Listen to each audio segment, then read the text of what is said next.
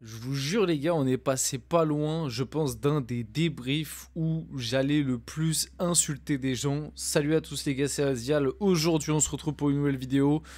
Je vais essayer de rester calme, parce qu'au final il y a la qualif. Mais qu'est-ce que c'est que cette merde que nous a fait le Paris Saint-Germain et les joueurs alignés sur la feuille de match aujourd'hui. En fait, mais vraiment on est passé à 5 minutes près, je pense, de l'un des plus gros... Vraiment l'un des matchs les plus pourris que j'ai vu de ma vie du PSG. Ça aurait été bien plus honteux, bien plus humiliant, bien plus mémorable que toutes les humiliations déjà qu'on a pris dans notre histoire. Qu'est-ce que c'est que ça? Qu'est-ce que c'est que ça? Espali PSG, tu te dis en avant-match, tranquille.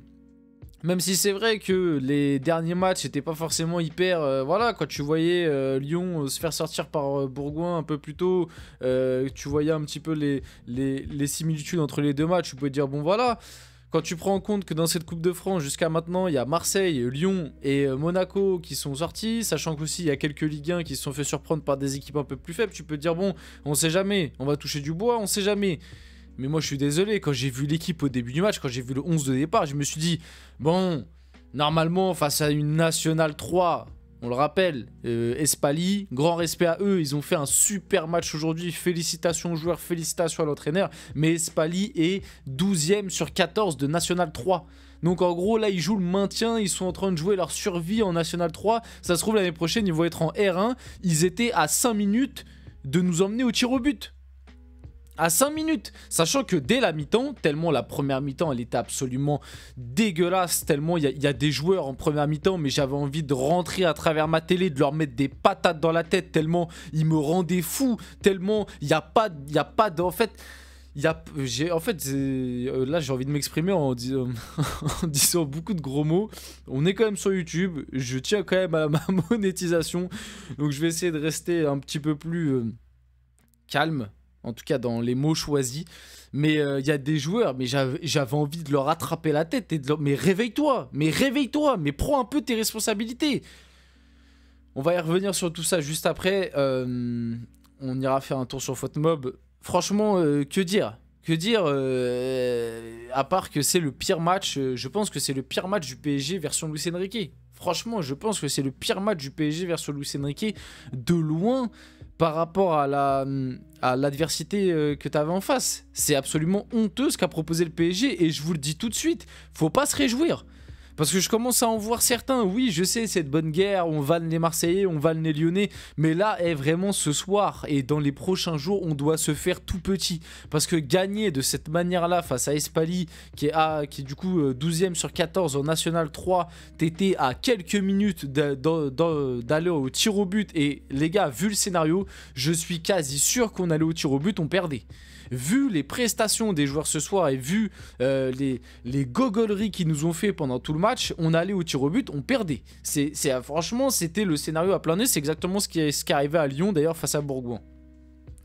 Mais bref, le déroulé du match, vite fait avant d'aller faire un petit tour sur FautMob. De toute façon, au niveau des tops et flops, je vous le dis tout de suite, si vous entendez certains vous dire « Ah top, il y a eu lui », les écoutez pas, il n'y a pas eu de top. Il y a eu 0 top. Comment on peut dire après un match comme ça qu'il y a eu un top? C'est pas possible de dire qu'il y a eu un top là. Moi je veux bien, il y a des joueurs qui nous ont aidés à aller... Mais encore heureux, on parle quand même de joueurs qui ont le niveau Ligue des Champions face à des joueurs de bas de tableau de National 3. Mais encore heureux qu'il y en a certains qui ont fait quelques diffs. Il y a 0 top, je vous le dis tout de suite, il y a 0 top. Il n'y a aucun top, il y en a juste certains qui ont été moins mauvais que d'autres. Et par contre des flops, il y en a. Des flops, il y en a beaucoup. Beaucoup trop pour un match face à une National 3, beaucoup trop. Et honnêtement, le truc qui me fait plaisir entre guillemets, c'est que j'ai vu à la fin du match, Luis Enrique, il avait le visage, ça se voit, Luis Enrique, il va les défoncer. Et j'espère qu'il va les défoncer parce qu'honnêtement, c'est tout ce qu'il mérite. Déjà, croyez pas que les changements qu'il y a eu à la mi-temps, c'était prévu. Hein.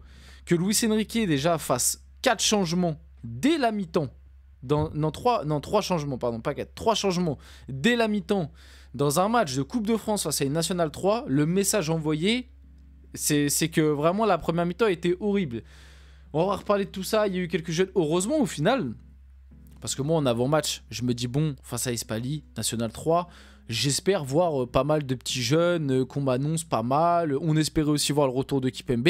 Mais au final, heureusement que Luis Enrique a quand même mis... Parce que le 11 de départ est pas dégueu. Hein. Le 11 de départ est pas dégueu, à part deux jeunes. Et encore, sur les deux jeunes, bon, Zagué, on l'a quand même beaucoup vu. Hein. Il a fait des matchs en Ligue 1, Zagué, quand même. Mais en fait, il y avait un jeune, quoi. C'était Axel Tapp. Sinon, à part ça, c'était... il n'y avait pas de turnover. Hein. Enfin, il y avait un turnover, mais je veux dire, c'était des mecs qui jouent en Ligue 1. Hein. Il n'y avait pas de dinguerie. Hein. L'attaque, c'était Barcola, Dembélé, Barcola, Désiré Doué, Gonzalo Ramos. Hein. C'est une attaque qu'on met en Ligue 1. Je suis pas choqué. Donc... moi, je trouve qu'il n'y a pas d'excuse. Il n'y a pas d'excuse. Là, c'est honteux. La prestation proposée, elle est honteuse. C'est pas normal. Franchement, c'est pas normal. Le déroulé du match, on va y arriver. On se fait surprendre au bout de 2 minutes. Zagué, Axel Tapp sur le côté droit, catastrophe. Lucas Hernandez un peu trop loin, qui dévie un centre. Tenas, il sort n'importe comment, du coup il se fait avoir parce que Lucas Hernandez il dévie le centre. Ça finit sur l'attaquant qui est tout seul, pas de marquage. Il finit dans le but vide, 1-0. Après le PSG a poussé. On revient, mais limite j'avais dit miraculeusement, sur une frappe de loin de Zaïre Emery, pied gauche. Frappe croisée pied gauche d'au moins 25 mètres. C'est même pas une vraie action. Sur quoi on revient? On revient à 1-1 au vestiaire. Honteux déjà à ce moment-là. La première mi-temps, elle est honteuse, abominable. On arrive à mettre le but du 2-1, qui est un but de Désiré Doué. Et après, vraiment, mais 3 minutes après, on prend le but du 2-2. Encore une fois, Axel Tapp. Et j'ai vu certains supporters parisiens dire: oh, Axel Tapp, intéressant, pas mal. Il a été dégueulasse. Moi, au bout d'un moment, je suis désolé. Alors, oui, peut-être que c'est plus un numéro 6, etc. Je suis d'accord, mais au bout d'un moment, tous les duels qu'il a eu à jouer, il les a tous perdus. Il les a tous perdus. Et tous les duels défensifs qu'il a eu à jouer face au numéro 9 d'Espali, là, qui était pas mal d'ailleurs, il les a tous perdus. Il s'est fait enrhumer quasiment à chaque fois. Les 2 buts, c'est lui qui est sur la photo de famille. Même si c'est pas le seul. Mais sur le deuxième, si c'est lui. Sur le deuxième, c'est bon. Sur le deuxième, c'est lui et Lee Kangin. Et il y a aussi un mauvais pressing, etc. C'est pas le seul, on va dire, mais c'est lui que tu retiens quand même vachement sur les 2 buts. Donc voilà, Zagué, il a été abominable aussi. Mais bref, là, je suis en train de faire les prestats individuels. On va aller sur FotMob. C'est beaucoup mieux pour faire les prestats individuels. Donc victoire 4-2, voilà. Bon, voilà, possession, c'est logique. Hein. Et encore, parce que là, on se dit, bon, 82% de possession à 18. Bon, Espali, ils ont fait que d'envoyer des chandelles, ils sont pas ressortis. Les gars, il y a eu 2-3 phases de jeu où ils nous ont mis où ils nous ont mis vraiment des ressorties de balles jeu court. Et où ils nous ont complètement aspiré notre pressing. C'était choquant. Moi, honnêtement, ça m'a surpris parce que je vous jure qu'en Ligue 1, il n'y a quasiment aucune équipe qui arrive à nous faire des ressorties comme ça. Alors, est-ce que c'est parce que notre pressing était mal coordonné? Je pense que oui. Mais il y a eu 2-3 phases de jeu où ils sont repartis court. Ça touche le milieu, tac, jeu en triangle, le troisième homme, ça cherche le troisième homme, tac, après ça décale côté. 2-3 fois, ils ont réussi à battre notre pressing assez facilement. Du coup, je suis pas content. Donc, 82% de possession à 18, 4,53 de XG à 1,31. Tu vois, quand même, ils ont 1,31, quand même 6 tirs et du coup, 2 grandes chances, c'est les 2 buts. Hein. Honnêtement, les 2 buts en plus, c'est vraiment des buts, c'est donné, hein, c'est vraiment donné. 2 grosses erreurs, mais bref. Donc, nous, de notre côté, 13 tirs avec 8 grandes chances. Donc voilà, là, vous avez un petit peu le déroulé du match. Zaïre Emery qui égalise à la 37e. Du coup, les changements à la mi-temps. Kangini qui est rentré à la place de Mayulu. Mayulu qui a été dégueulasse. Vitinha qui est rentré à la place de Fabian Ruiz. Fabian Ruiz qui a été dégueulasse. Mais vraiment, Fabian Ruiz, je pense vraiment qu'il a pas de cacahuète en fait. Il a pas de... Voilà, vous avez très bien compris. Motivation, vous connaissez. Mais ce mec a aucune personnalité. C'est pas possible. Enfin, c'est une National 3. Le gars, des fois, il était touché au milieu. Plutôt que de se retourner et de tenter une passe vers l'avant, c'était passe vers l'arrière, passe vers l'arrière, passe vers l'arrière, tout le temps. Mais c'est ça, le gros souci qu'on a eu au milieu de terrain sur la première mi-temps, c'est que Zaïre Emery, Mayulu et Fabian Ruiz, au milieu, ils ont été catastrophiques. Moi, je suis désolé. Pareil, j'en ai vu certains dire « Ah, Zaïre Emery, l'un des seuls qui a été bon. » Mais Zaïre Emery, il n'a pas été bon. Zaïre Emery, il met son but, ok, mais Zaïre Emery, il n'a pas été bon. Comment vous pouvez me dire que Zaïre Emery, il a été bon dans ce match? Il a fait quasiment aucune passe qui a fait avancer le jeu.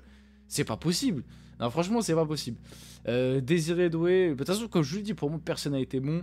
Donc, William Pacho qui a remplacé Axel Tapp en plus juste après son erreur. Et en toute fin de match, vous le voyez, un 88e, 92e, le penalty de Gonzalo Ramos. Et du coup, le but de Bradley Barcola. Donc voilà le 11 de départ. Et franchement, moi je ressors personne. Hein. Je ressors. Allez, vraiment, si on doit être gentil, ceux qui ont été, on va dire, moins mauvais. C'est pas des tops, hein. C'est juste des mecs qui ont été moins mauvais. Moi, je mets Désiré Doué. Et il y a eu du déchet, mais c'est l'un des seuls qui essayait de provoquer un petit peu devant. Et je mets la rentrée de Vitinha. Voilà, pour moi, c'est les deux. C'est les deux seuls que je sauve sur ce match. Et comme je vous le dis, je dis pas qu'ils ont été bons. Je dis qu'ils ont été moins mauvais que les autres. Sinon, le reste, c'est dégueulasse. Gonzalo Ramos, ça fait 2 matchs d'affilée où on sait même pas qui joue. Entre Saint-Etienne et là, vraiment, avant sur penalty, limite, tu le vois pas. Donc, c'est très inquiétant. Bref. On finit la vidéo là-dessus, j'espère que ce débrief vous a plu, c'est le cas, n'hésitez pas à liker, commenter, partager, vous abonner les gars, c'était Asial, on se retrouve très rapidement pour une prochaine vidéo.